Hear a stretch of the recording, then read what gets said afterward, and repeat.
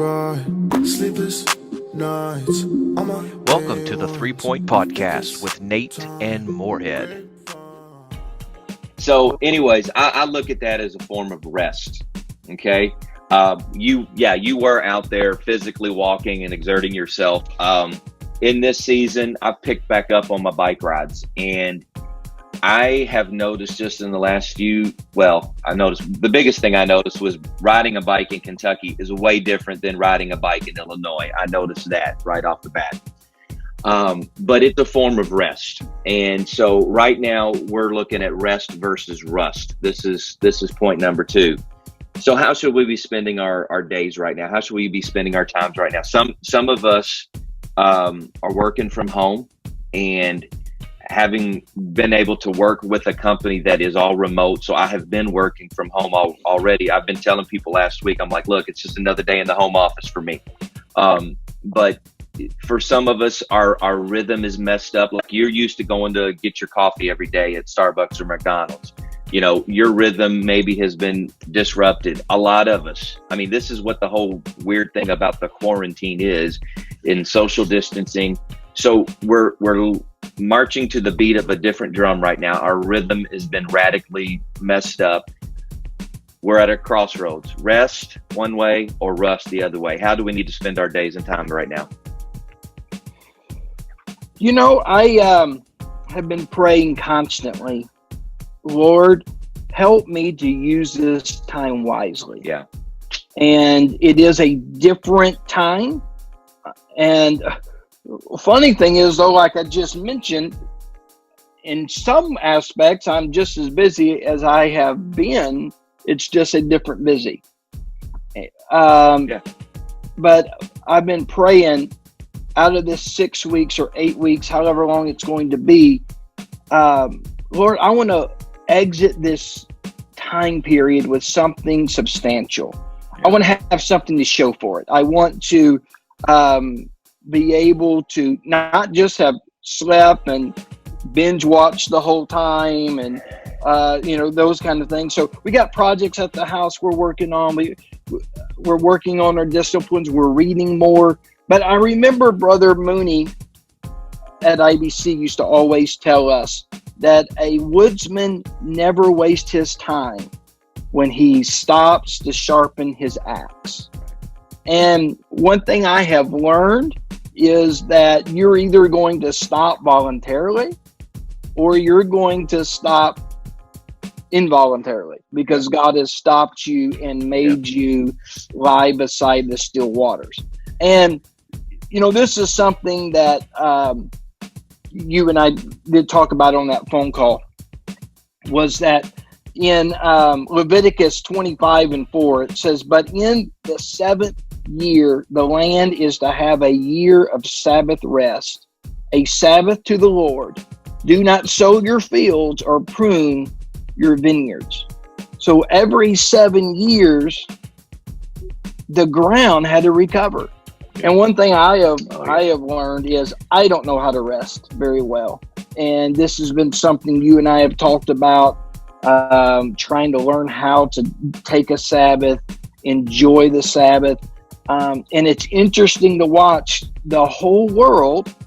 And again, if we don't take a Sabbath, God has a way of imposing one on us. And I'm not saying this is judgment from God or anything like that. Yeah. But he does have a way of making us lie down in green pastures. And the whole world has stopped. And it's so funny watching all these feeds. People don't know how to rest. Yeah. But now that we're getting deeper and deeper in the cycle, we're starting, okay, it's here.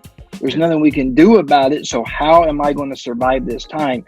And you're seeing people enjoy their kids more. You're seeing people taking the bike rides. And it's funny, the social distancing, we went for a family walk and we went to a place to walk that has trails, and there was probably 25 cars there. Yeah, right. And I have never, there's usually 1 or 2 cars at this place. Yeah. People are learning how to rest, and I think we're going to be better for it. Why don't you talk about, you have a little bit more information on this than I do, but just how even nature is resting right now. Yeah. So I sit here at the front room of my house, and I just watch dozens of people go by up and down the street all day. It's really cool. You start to see people's habits. So every morning, probably around 10 to 11, I see a pretty fit guy and his two boys that are probably 8 to 10.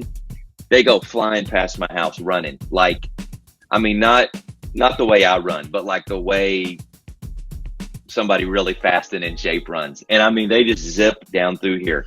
I've noticed that. And I'm obviously, I love to chat. And so yesterday I was right in the middle of work, and I saw a guy and his wife and baby walk down the street. They were much slower. And I saw them, and I literally hopped up from my desk. Before I knew it, I was standing out in the driveway, and I could see them. They were like, wait, we got like an 8-month-old baby here. Don't get too close. But I just wanted to connect with them. And so we're becoming more observant. We're noticing things.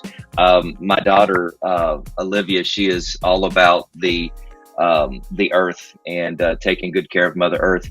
And she had made some observations about, like, if you've seen pictures of the canals in Venice, maybe we need to try to edit this and throw a picture up on there. And I asked my mom and dad, because they had just been in Italy sometime in the last 8-10 months. And they said it was incredible that the footage that we're seeing from the canals in Venice, Italy, you can see the bottom now just because of sewage or just stuff being stirred up. I don't really know what the explanation is, but it's at peace. Somebody else was telling me how that, like, even smog in some of the big cities, like maybe in LA, I'm not sure, maybe anybody from out there can vouch for that. China, obviously, because of the emissions over there, and how radically changing. And it's like the earth is taking time to reset. The earth is taking time to breathe.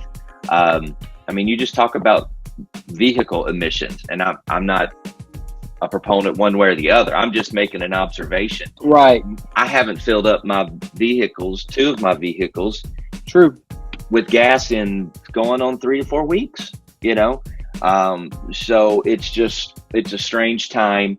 And we are seeing, I don't know, man. I mean, wouldn't it be something if this became a trend to just take a 2-week break, every year, and just shut down everything that's not essential? Of course, our definitions of essential are interesting to me at times. But, I although I do miss interaction, this time period has really slowed down for a lot of us. And normally, at 5 o'clock when I get off of work, I bust out the door, heading out to do something.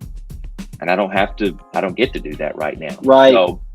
So we're all probably feeling that. I hope everybody is taking some time we talk about that, some people, they just equate a Sabbath with a Sunday. We look at, you and I, we've talked about this often. When are we taking our Sabbath? And we don't mean it by Sunday necessarily, but when are we taking a time and a period to rest and to just recover? So that's pretty profound.